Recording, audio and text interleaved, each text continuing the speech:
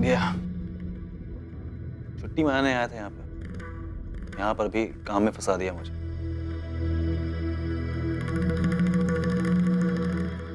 वर्षा जरा पानी देना मुझे। आई एम सॉरी, मैं खाने पे आ नहीं पाया, काम में ऐसा फंसा कि निकल ही नहीं पाया, और फिर ट्रैफिक, गर्दी, नो। मुंबई है तो ट्रैफिक होगा ही। भाई ये क्या बोल रही हो?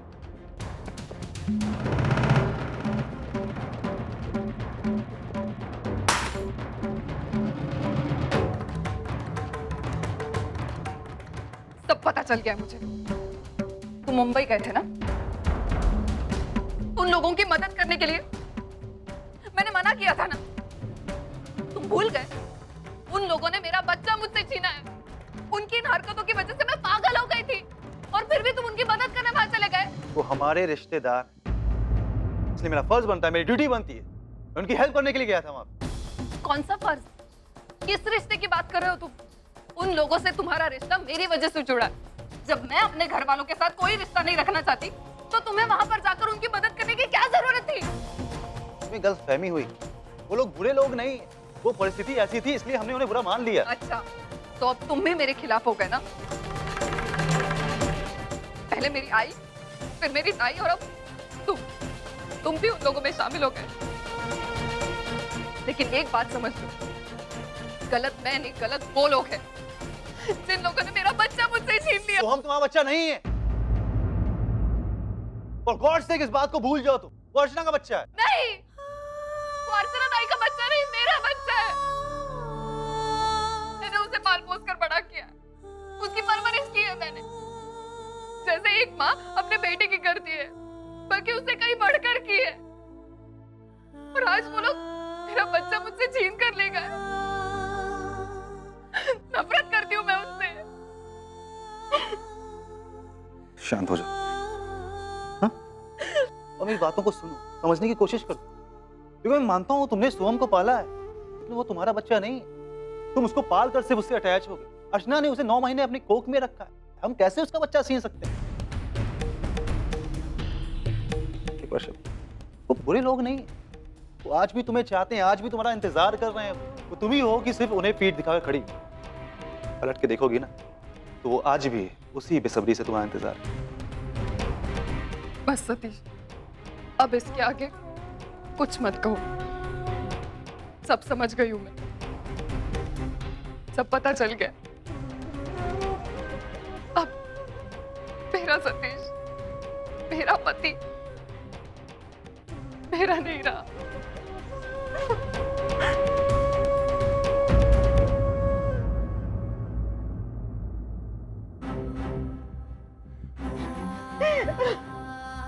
आई, तुझे क्या हुआ?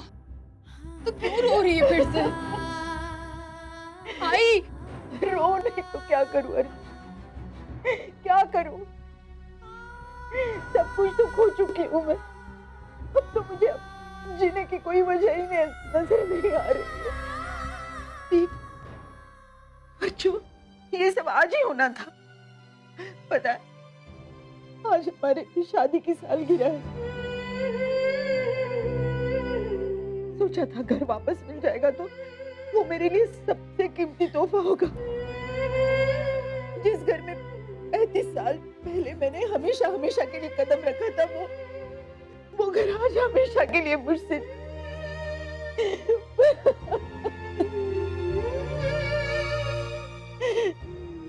तेरे बाबा तो पता नहीं मुझे छोड़कर कहाँ चले गए। मैं चाहती थी कि उस घर में उनकी यादों के साथ रह लूंगी, लेकिन अर्जु, अब ना वो घर रहा, ना वो यादें। मैं जानती हूँ कि मैंने तुझसे जो वादा किया था तुझे तेरा घर वापस दिलाने का, मैं पूरा नहीं कर पाई। लेकिन आई, तेरी सपनों को, तेरी यादों को मैं जरूर पूरा करूंगी, किसी भी हाल में। तू चाहती थी ना तो अपनी सालगिरह उस घर में बना, तू मनाएगी, तुझसे वादा कर। लेकिन ताई, अब हम क्या कर सकते हैं?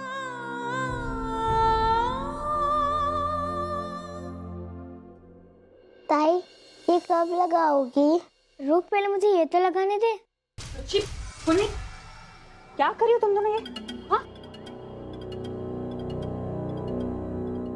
मैंने तुम दोनों से कहा था ना कि 2 दिन बाद हमें घर खाली करना है, फिर भी ये सब नाटक। आई, हमें घर छोड़कर नहीं जाना है।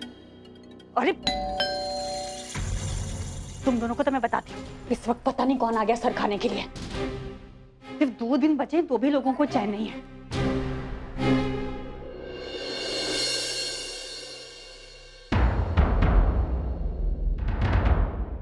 ओ, तो तुम दोनों हो। मुझे तो पहले ही समझ जाना चाहिए था कि इस वक्त मेरे घर के दरवाजे पर तुम दोनों के अलावा और कौन हो सकता है। अरे पूरी दुनिया में तुम ही लोग तो हो जो मेरे सर दर्द का कारण हो। अब बताओ मुझे कि तुम दोनों यहाँ पर क्या कर रही हो? अरे सिर्फ 2 दिन रह गए हमें हमारे इस घर में, वो तो चैन से जीने दो।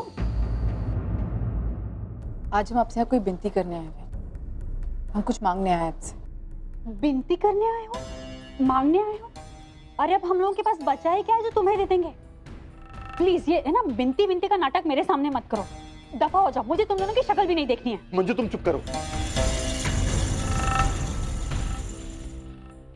इतना सब कुछ हो गया, उसके बाद भी तुम सुधरने का नाम नहीं ले रही हो।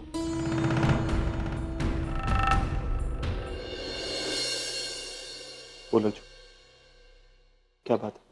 दादा, मैं जानती हूँ कि अब ना आप इस घर में रहते और ना हम, लेकिन जब तक आप यहाँ हैं, हम आपसे कुछ मांगना चाहते हैं। शायद आपको याद नहीं है, लेकिन आज हमारे आई बाबा की शादी की सालगिरह है। और इस चीज को लेकर आई बहुत ज्यादा इमोशनल, इसलिए मैं आई को उसकी यादें लौटाना चाहती हूँ। मैं चाहती थी कि एक दिन वो अपनी यादों के साथ, अपने सपनों के साथ रहे, क्योंकि शायद जिंदगी में उसे ऐसा मौका फिर कभी नहीं मिलेगा। और इसलिए मैं चाहती थी कि एक दिन अगर आई इस घर में आकर रह सकती है तो,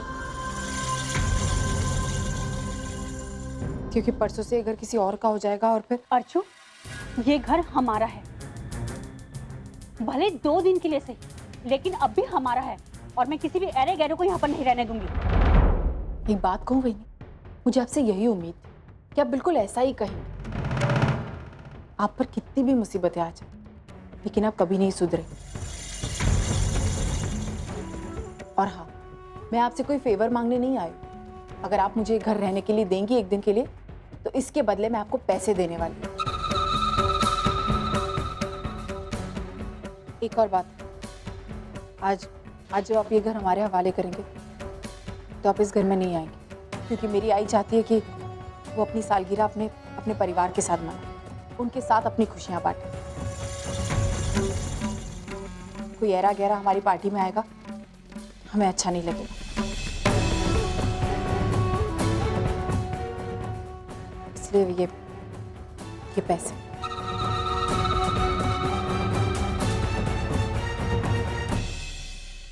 ये पैसों का रोब ना मुझे मत दिखाओ, किसी और को जाकर दिखाना, अपने पास रख इसे। और बाय द वे अर्चू, ये घर नीलाम हुआ है, हम लोगों का स्वाभिमान नहीं वो अब भी बचा है। वही प्लीज, आप स्वाभिमान की बातें ना ही करें तो बहुत अच्छा होगा। और एक और बात, मुझे आपका अपमान करने में कोई दिलचस्पी नहीं, क्योंकि अपमान उनका किया जाता है जिनका कोई मान नहीं। और ऐसा कुछ तो है नहीं। देखिए, मैं यहाँ सिर्फ आप लोगों से विनती करने आई हूँ, अगर आप एक रात के लिए हमें एक घर दे सकते हैं तो बहुत अच्छा हो। नहीं दूंगी, मैंने कहा ना, नहीं दूंगी अपना घर। चलो निकलो यहाँ से, चलो। मंजू, विनोद, अरे अर्जू, जैसा तुम चाहते हो हम वैसा ही करेंगे, लेकिन तू इन पैसों की बात मत कर। इन पैसों की बात करके मुझे और शर्मिंदा मत कर। नहीं दादा, ये पैसे आपको लेने पड़ेंगे, क्योंकि अगर ये पैसे नहीं दूंगी तो मेरी आई इस घर में कभी नहीं आएगी। और वैसे भी ये पैसे आई नहीं, मैं दे रही हूँ। रख लीजिए।